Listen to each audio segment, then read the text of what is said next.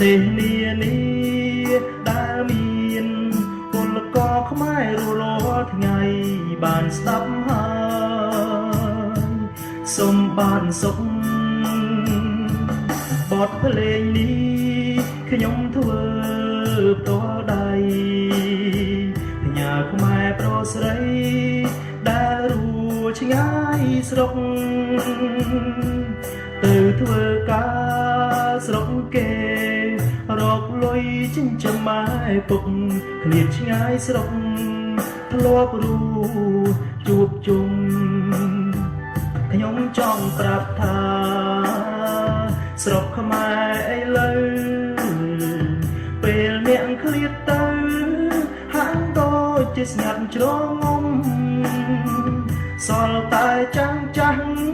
ធ្វើស្រែបាត់អង្គកំឡុងក្រមុំធ្លាប់ជួបជុំ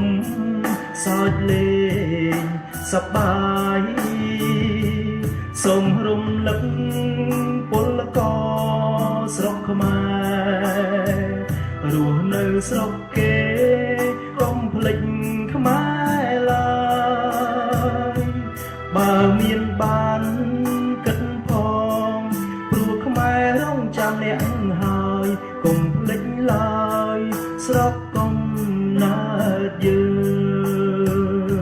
ងសូមផ្ដាំដល់ពលករខ្មែរដែលរស់នៅស្រុកគេទាំងអស់បើបានលេងបទចម្រៀងនេះហើយនឹកដល់ស្រុកខ្មែរផងណាមានពេលវេលាល្អមកលេងស្រុកខ្មែរផងហើយបើរកស៊ីរលុយមានបានហើយយើងមករស់នៅស្រុកខ្មែរយើងវិញណា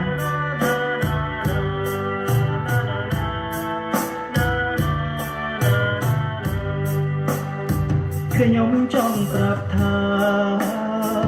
ស្រុកខ្មែរឥឡូវពេលអ្នកឃ្លាតទៅហាក់ដូចជាស្ងាត់ជ្រងំស្គាល់តែចាំងចាំងធ្វើស្រែ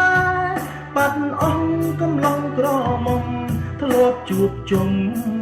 សើចលេងសប្បាយសូមរំលឹកពលក